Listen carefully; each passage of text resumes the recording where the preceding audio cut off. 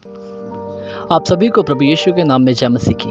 हम स्वागत करते हैं आपका प्रतिदिन के वचन में। और आज का वचन जो हमारे लिए लिया गया है वो नीति वचन की पुस्तक 3 अध्याय उसके 14 वचन से है, जहाँ पर इस प्रकार से लिखा हुआ है, क्योंकि बुद्धि की प्राप्ति चांदी के प्राप्ति से बड़ी और उसका लाभ चोखे सोने के लाभ से उत्तम है।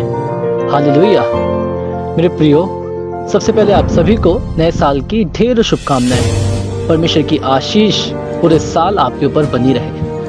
मेरे प्रियो, जिस प्रकार से आज परमेश्वर का वचन आपसे और मुझसे बुद्धि के बारे में बात करता है, वो कहता है कि जिस प्रकार से तुमने अब तक अपने जीवन को व्यतीत किया प्रभु में, वैसे आगे भी व्यतीत करो और उसकी बुद्धि को महत्वपूर्ण समझो। उसकी बुद्धि जो मूल्यवान है उसको महत्वपूर्ण जानकर अपने जीवन में लागू करो। हालेलुया। इसके साथ परमेश्वर का वचन आज ये कहता है कि बुद्धि की प्राप्ति जो है वो चांदी की प्राप्ति से भी उत्तम है या बड़ी है। मेरे प्रिय, सच में जो बुद्धि है वो सच में ऐसी है कि हम जब उसका इस्तेमाल करते हैं तो वो चांदी से भी उत्तम, सोने से भी बहुमूल्य और कई ढेरों जो महत्वपूर्ण चीजें होती हैं उनसे बढ़कर होती है। क्योंकि मेरे प्रियो, जो बुद्धि जिसके पास होती है वो कुछ भी कर सकता है।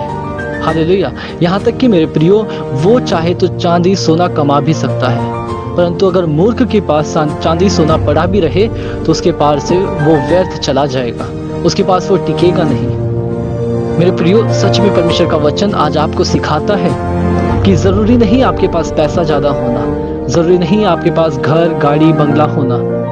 मेरे प्रियो, जरूरी है आपके पास बुद्धि होना, परमेश्वर की बुद्धि, ईश्वरीय बुद्धि जो परमेश्वर अपने आप से, अपनी पवित्र आत्मा से आपके और मेरे अंदर देता है, हमें भरता है। मेरे प्रियो, वो महत्वपूर्ण है।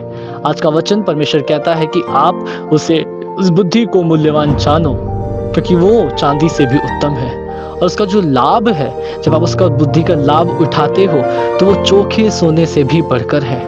हालेलुया। जो सोना है जब उसको चोखा जाता है, यानी उसे और भी शुद्ध किया जाता है और भी उत्तम किया जाता है, उसके चमक से भी ज्यादा लाभ आपको बुद्धि का लाभ है। जब आप बुद्धि के लाभ को उठाते हो तो आप देखने पाते हो कि आप अपने शहर में, आप अपने गांव में, आप अपने सदस्य, आप अपने परिवारों में उत्तम ठहरोगे, क्योंकि आप बुद्धि से चलाए चलते हो, आप बुद्धि के चलाए चलते हो, आप बुद्धि के अनुसार हर कार्य को करते हो।